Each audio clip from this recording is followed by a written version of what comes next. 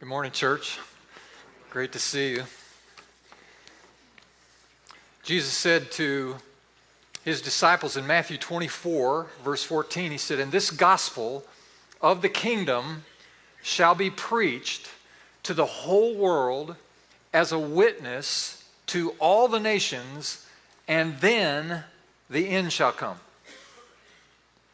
This gospel shall be preached to the whole world as a witness to all the nations, and then the end shall come. It implies that there is a mission that has a starting point and an ending point. It has a finish line. And what I want to submit to you this morning is that every Christian, every local church, so every Christian means you, it means me, every local church, it means Union Chapel, should be intentionally and strategically engaged in seeing the fulfillment of this great mandate to go into the world and preach the gospel. Now, when I use the word intentional, what I'm suggesting is that every one of us should think about ways that we can give, we can pray, we can go. We can personally be intentionally engaged in fulfilling this mandate that Jesus gave to the church to go into the world and preach the gospel.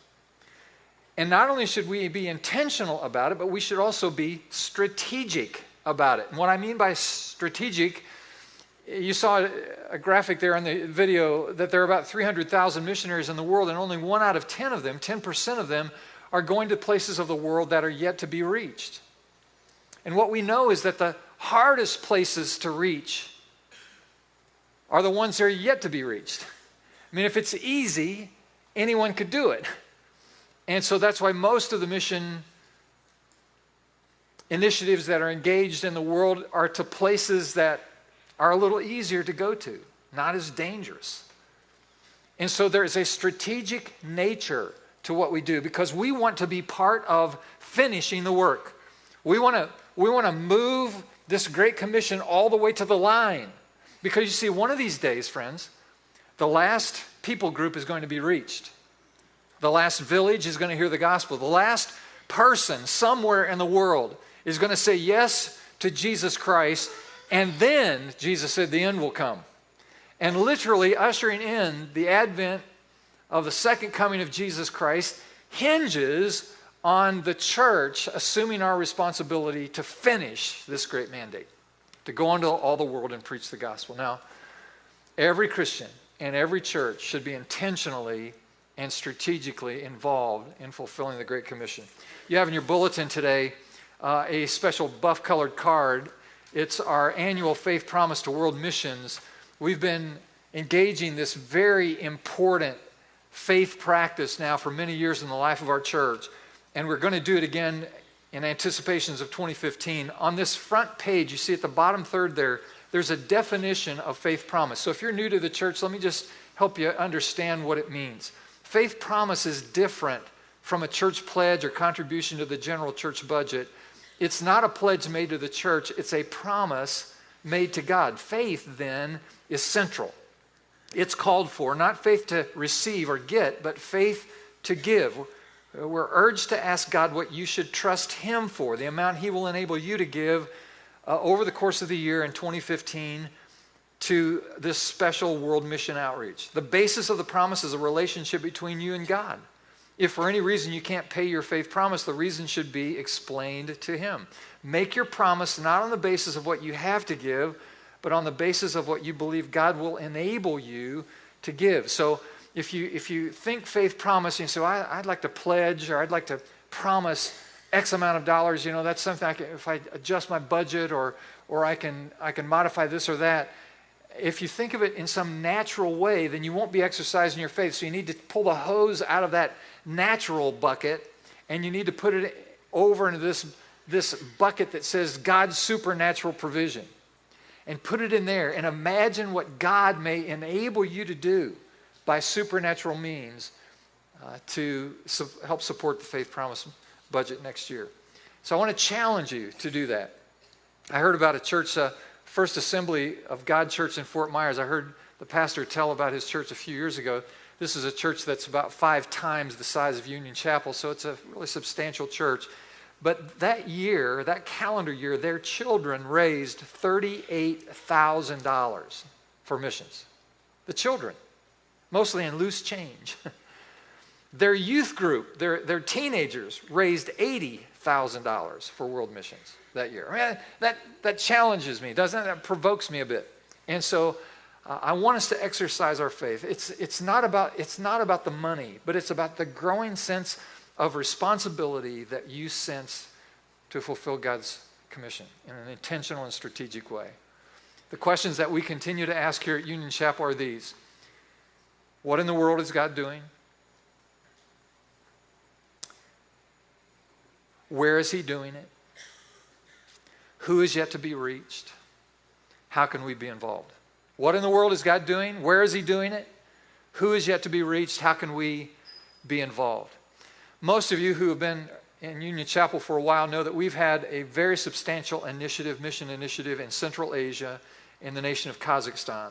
And I want to talk to you about Kazakhstan next week a little more specifically. Today, what I want to do is simply give you an outline of some of the other agencies and some of the other missionaries that we support through Faith Promise and our other general missions giving through the life of our church, just to encourage you to know that as a church, we are intentional and strategically involved in fulfilling the Great Commission. Let me just show you, first of all, a list of agencies that we support through Faith Promise and our other missions giving here at the life of our church. These are in alphabetical order, so not in the order of preference or in any other order. First is Asbury Seminary. Asbury is my alma mater. I graduated from that theological school. I currently serve on the board of trustees there. It's the greatest seminary in the world, producing the greatest leaders in the world. And so we support them. Blood and Fire, of course, this is Bob and Stacy Ball downtown. We've been supporting them substantially now for many years. And we love what they do, reaching to the least and the lowest and the last in our own neighborhood. And so we bless them with our support. Christian Ministries of Delaware County, that's a historic ministry in the life of our community. I know you've heard of the many good things that they do. Many of you I know volunteer at Christian Ministries. Great, great ministry. We support them.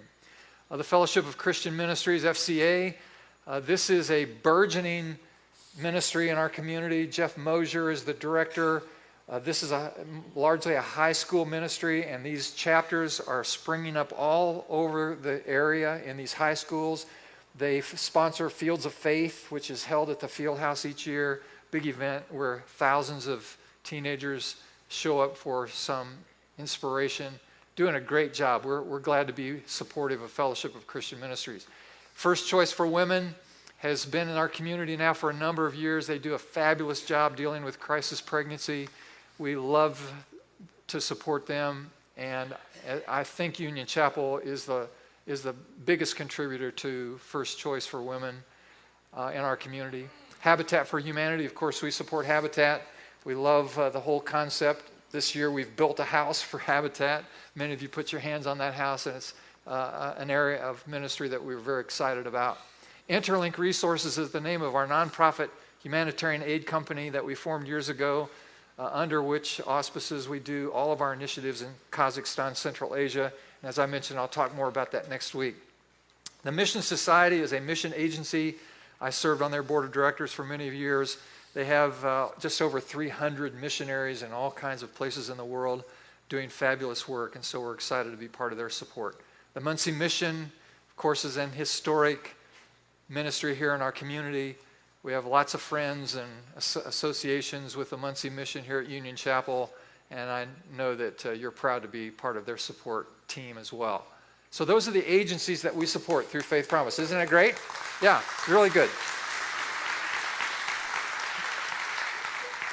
Now, let me show you a picture of some of our family members who are in the mission field. These folks are all former members or current members of our church. They're members of our family, literally children of family members here. Up in the upper left, that's Mark and Angie Rumchick. The Rumchicks were Ball State students and came to Union Chapel while they matriculated at Ball State. Mark was a volleyball player at Ball State, and Angie was a field hockey star. And they are now serving with Campus Crusade in Fishers at the high school there. They've got one little one there, you can see him, and they're expecting number 2, and they're excited about that. And they are just doing phenomenal work in Fishers with the high school students there. We get their newsletter every month. It's just really inspiring. We're encouraged to be part of their support team. Down in the lower left, this is Scott Harris. Scott was a Ball State student years ago. You can see he's gotten a little older now. Came through and was inspired to continue his sense of call to mission as he was part of our church. And he has been living with his wife, Michelle, now for a number of years in France with InterVarsity Christian Fellowship. Those are their two adopted French children. Scott is a brilliant teacher and leadership developer. Excellent ministry there. Up in the upper right, that's Laura Sapp. She works with InterVarsity. She is, again, part of the Union Chapel family. Her parents attend here. She's not at the University of Michigan. She's at the University of North Carolina. She moved a few years ago. We kind of lost track of a current picture of her, so that's how that got transposed there. Scott and Trish Castor, they work in East Asia with Cru, doing great work there. They've been there for a number of years. Again, family members of our church, and we just like to see members of our family who are supported through our Faith Promise and other mission giving. So we're excited about that. Let me then just rehearse some of the individual missionaries that we support around the world in addition to our work in Kazakhstan. Again, these are in alphabetical order, and we'll just let you see a picture of Bob and Stacy Ball, whom we have been supporting now for many, many years. Bob and Stacy were actually on our staff here at Union Chapel and then formed Blood and Fire Ministries years ago, and we fund them in a substantial way.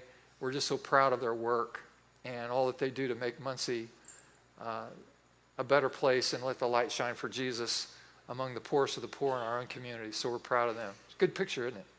And here's Ron and Jean Cootie. Again, these are alphabetized.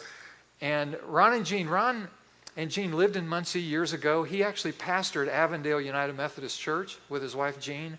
Some of the members of our church were actually led to Jesus by Ron and Jean while they were in Muncie. They associated with Union Chapel. We became fast friends. Ron and Jean are raising 5 boys and have done so on the mission field, first in Kazakhstan and then in Cyprus, and now they're living in Istanbul, Turkey. And Ron does very strategic work, writing and developing leaders there, indigenous leaders in the nation of Turkey. And so we're proud to be part of their support as well. Here's Stan Hankins. Some of you have never met Stan. The reason that we support Stan, his wife Brenda there, is Stan is an old buddy of mine from our high school days. Stan and I competed against each other in opposing high schools, and we knew each other from that, and then got reacquainted at Asbury Theological Seminary when we matriculated there together, became very fast friends. Now, Stan works for an organization called Ambassadors for Christ, and he lives, and he suffers for Jesus. He lives in Hawaii. But he works among the peoples of the Pacific Rim. A lot of leadership development among indigenous leaders in the Pacific Islands and in the Pacific Rim, a very needy part of the world. And Stan is just a brilliant communicator. He's a great evangelist. He's on airplanes all the time, constantly preaching the gospel. And you can see he met his wife Brenda in Hawaii. She's a native Hawaiian. And Stan's a great guy. His only problem is he still resents me for the fact that his high school teams never, ever beat my teams in any sport all the way through. So other than that, Stan is a fine fellow. I don't know why he keeps bringing that up. It's just... Actually, he's not the one that brings that up. So let me introduce Sadiq Kawarwal to you. I met Sadiq the first time I traveled overseas to Bombay, India, Mumbai, in 1989. And I met Sadiq, and he was an amazing fellow. He had only been a Christian for a few years at that point. Sadiq grew up in a family. His father was a Muslim imam, a big shot Muslim leader. And Sadiq was very devout in his Islamic faith. One day, Sadiq, as a young man, got off the train, the mass transit train in Bombay, Mumbai, and there was a college student on a summer mission with YWAM, Youth with a Mission, standing on the platform on one of the train drop-offs, and he handed Siddiq a gospel tract. Siddiq looked at it, saw it was about Jesus, and immediately just discarded it, found it disgusting. And a week later, Siddiq got off. If you've not been to India, I can only say that the millions of people who use the mass transit trains every day in India, it is a crushing weight of humanity in and off these trains. An average of 12 people, a dozen people die every day around the trains in Mumbai, India, just because people get crushed, literally physically crushed. They fall off the trains, they get knocked in front of trains, people die every day around the trains. I mean, it's just the humanity. Oh, the humanity. And Siddiq, about a week later, got off a train near where his little apartment was, and the same college student met him as he stepped off the train and handed him another of those gospel tracts. Now, the odds of that are like hitting a lotto because of the numbers involved. Siddiq looks at it again, and this time, for some reason, he keeps it, and he takes it back to his little apartment, and he reads it, and it begins to trouble him. A message of Jesus. And he looks on the back of this tract, and the address of this college student is on it. He only lives a few blocks from Siddiq, and so he calls this guy, and he goes and sits down with this student, and they interact about Jesus, and Siddiq becomes further troubled.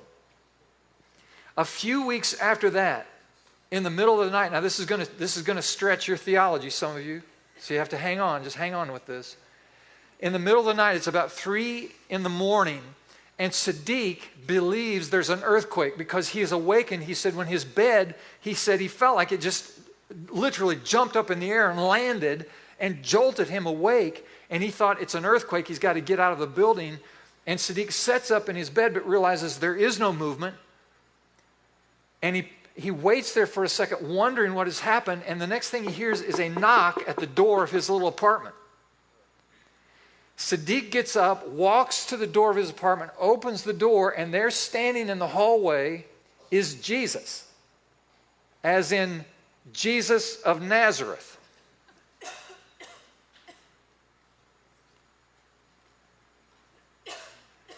And so Siddiq is having an epiphanal revelation of Jesus. This is either a vision of some sort or a tangible manifestation of Jesus who shows up at Siddiq's apartment. Now, I don't know about you, but Jesus has never come to my house. I'm not sure I could handle it. And so Siddiq is stunned by this. He sits back down. It's just a little hovel of an apartment. He sits down there, and Jesus walks to the foot of his bed, and Jesus said, I am the one whom you seek.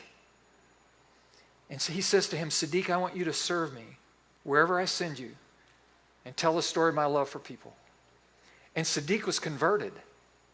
He was converted. That actually makes sense, doesn't it? Okay, Jesus. When we met Siddiq, to our knowledge, Bombay at the time was 17 million people, and there were 2 million Muslims in Bombay, and as far as we know, there wasn't a single person trying to reach the Muslims of Bombay, India, Mumbai, except for Siddiq. He's the only one. And what we've learned over the course of many years now since that time, as we've been part of Siddiq's support system, is that virtually all of the converts that Siddiq has won to Jesus have been won to Jesus because Siddiq introduces them to Jesus, and then they subsequently either have a dream about Jesus or see a vision, an epiphanal revelation, just like Siddiq, of Jesus himself. So for years and years, Union Chapel has been the primary support, financial support for Siddiq, his wife, and their kids. His father, the imam, sent menacing characters to Siddiq, threatening him, beating him. At one time, they kidnapped him. They had him tied up in a dark room in a chair and said, if you don't renounce Jesus and become a follower of Muhammad again, we're going to kill you. And he just assumed they would, but he would not renounce his faith. He lives in Kashmir now, where his father, just 2 years ago, his father passed away. Siddiq was called to the deathbed of his own father, Imam father, and his father said to him, Siddiq, I want you to know before I die that I have witnessed you as a follower of Jesus. And he said, before I die, I want you to hear me say that I respect your faith.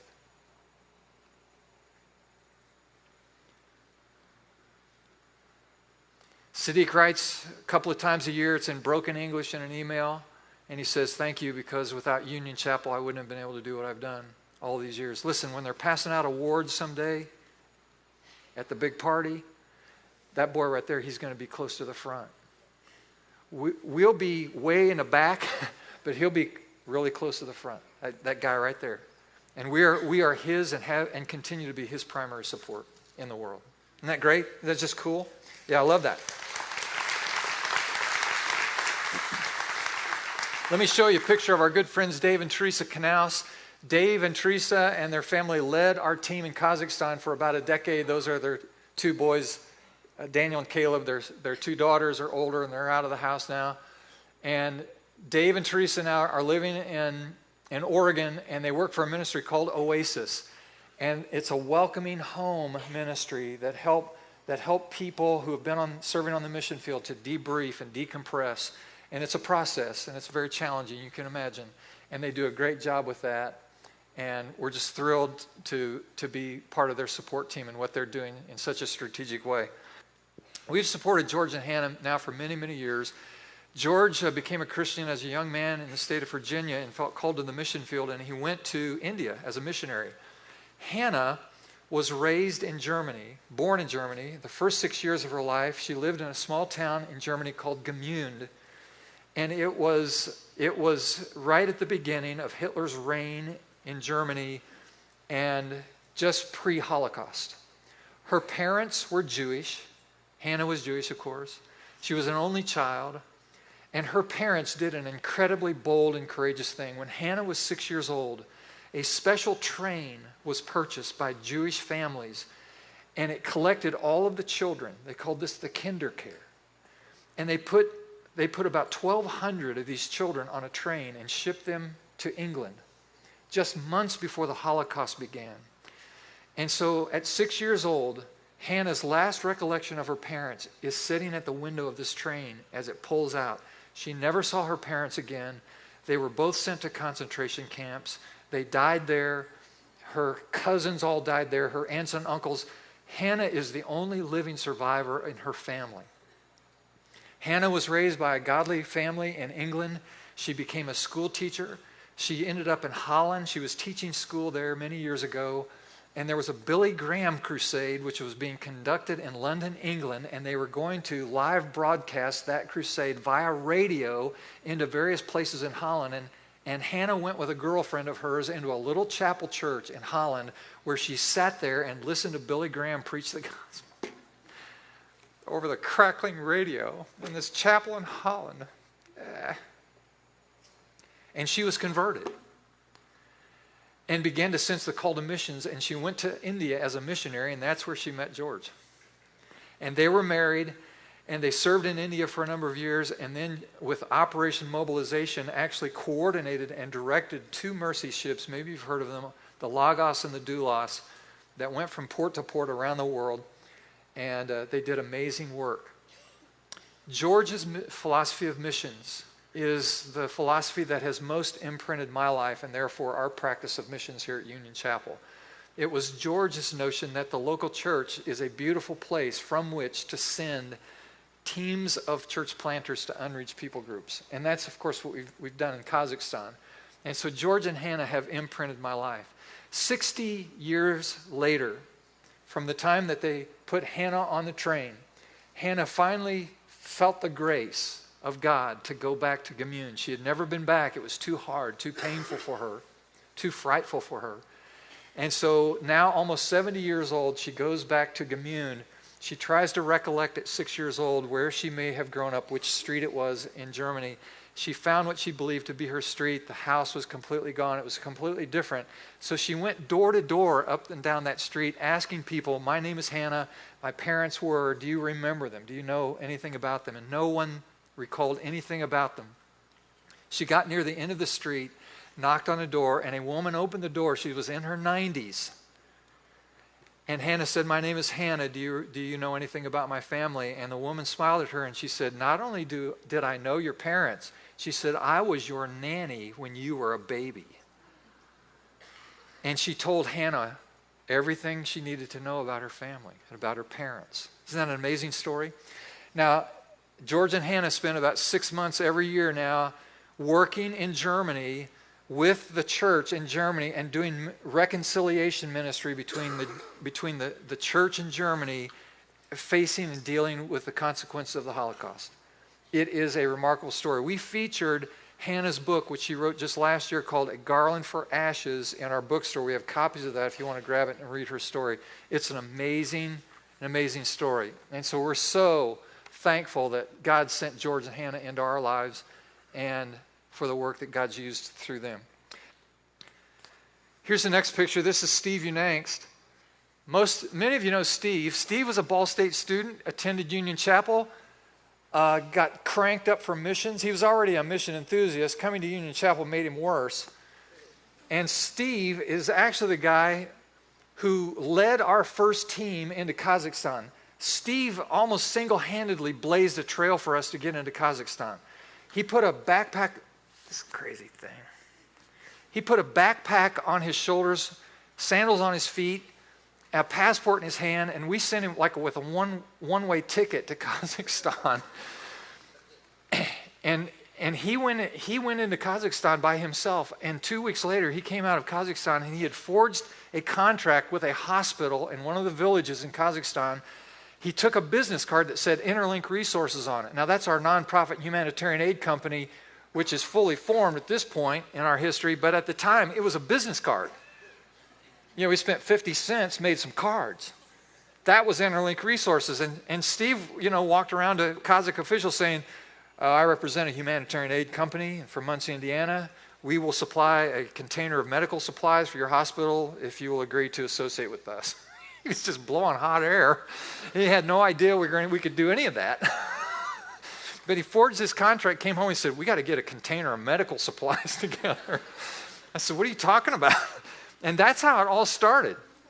And we sent the container, and Steve led our first team. Then he came home after a few years and relocated to Texas, worked out of a local church there, continued to do leadership development and mission training. And 2 years ago, I only hear from Steve when he needs money. This is Steve's MO. 2 years ago, I get this hat in hand email. Steve said, I'm sorry I haven't been in touch the way I should. I apologize for not being more communicative. I'm sorry, but I need money. Steve now has gone onto the field again. He is now in Turkey. He's leading a team there. Again, learning the language, making friends, and winning converts, establishing the church among Muslim peoples in Turkey. This beautiful thing in the picture with him is his wife, Miriam. How he got a woman that looks like that to marry him, will remain one of the great profound mysteries of my life. I have no idea. That's actually a really good picture of Steve.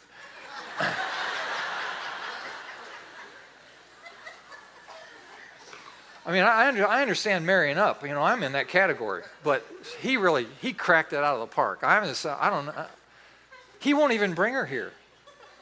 I said, bring your wife to Muncie. He said, I'm not bringing her up there. Because he knows we'll torment him. So Steve is a great champion for Jesus. He's amazing. He is a real cowboy. And so we support Steve and what he's doing in Turkey, and it's a remarkable, remarkable thing.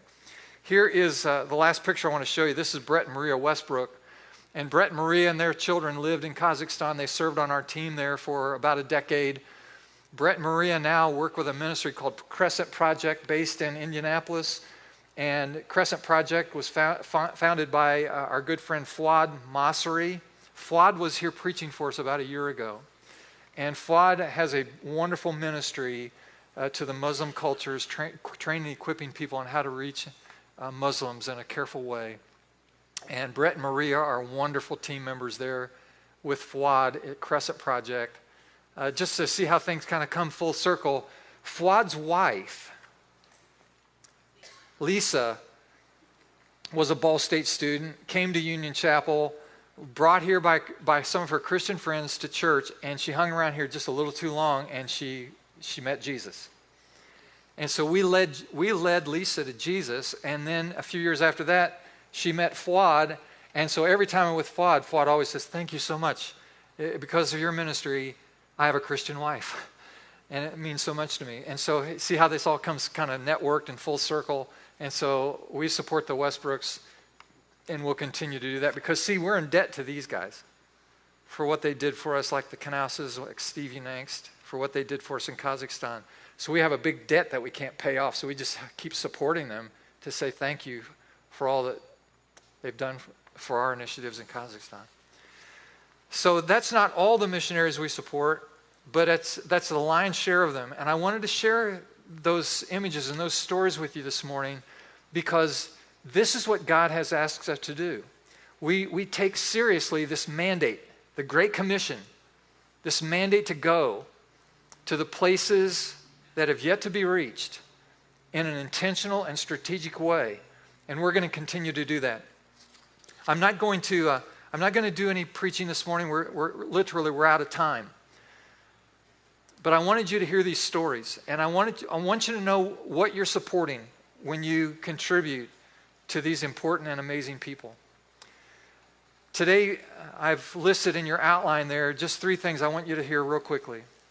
Jesus said in Mark 16, he said, I want you to go, preach the gospel, and as you go and preach the gospel, these signs will follow you. These signs will accompany you. So if you're one of those type A's and you've got to get your outline filled out, let me just give you those real quick so you don't lay awake at night tonight all worked up because you didn't get your outline filled out. Because some of you are that way. The first fill in the blank is go. Go into all the world, Mark 16:15. And it's from the original Greek, the imperative tense. So it means you go. Now do what? And preach. That's the second point. Preach the good news. Go and preach. And so that's what we're commanded to do. And now here's the third point. And it's very important. This is the idea that I want to convey to you before we finish up. And that is provision. The word you need is provision will follow. Provision will follow.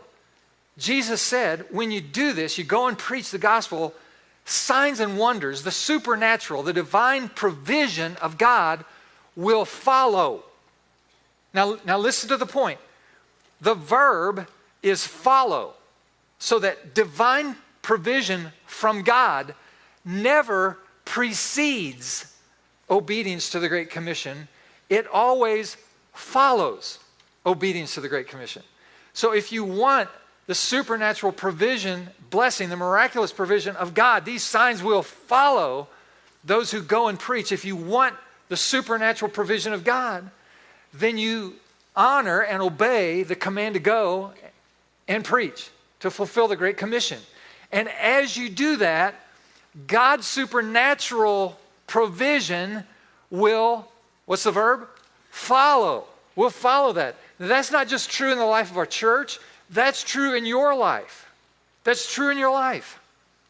So I want you to get this. I not only want you to be inspired by the type of people and the kinds of ministries that we support with our missions dollars. I want you to be enthused and passionate about that. But I also want you to realize that the supernatural provision of God will follow our obedience to engage this mandate.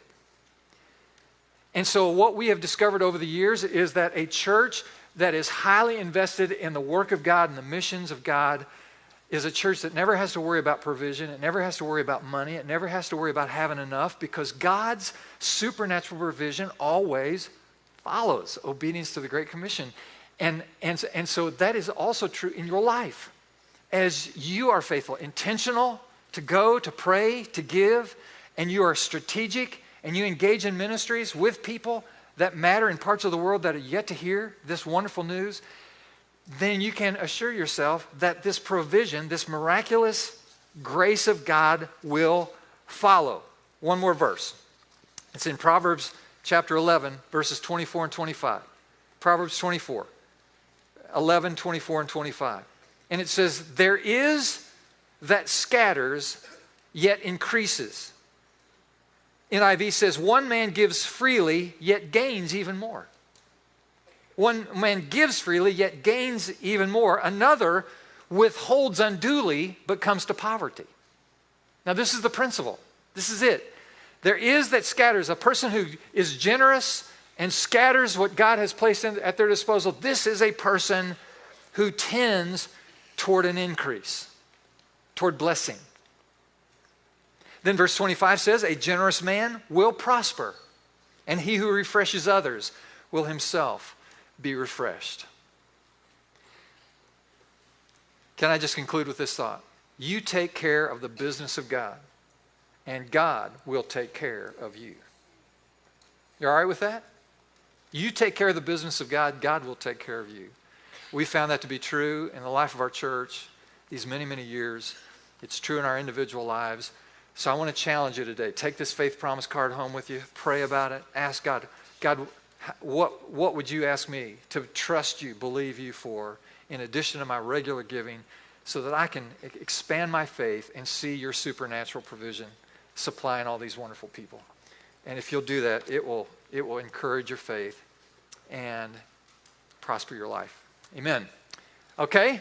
All right, isn't it encouraging to hear these stories? Isn't it good? I hope it inspires you. It does me. I love to talk about them. All right, would you stand as you're able? Let me pray for us. Lord, this morning we thank you for exposure to these wonderful people and agencies and ministries that are making a difference in such significant ways around the world. Lord, help us, Lord, to hear your call, to go or to pray or to give. Lord, help us to be intentional. And Lord, help us also to be strategic. Because there is a job that needs to be done, the work that needs to be finished. And Lord, there is a finish line out there. Help us to find our part strategically in getting the church to that finish line. Lord, enlighten our minds, inspire our hearts. Help us to trust you, to place our faith, confident trust in you. And in all these ways, we offer our lives to you for your service. In Jesus' name we pray. And everyone said,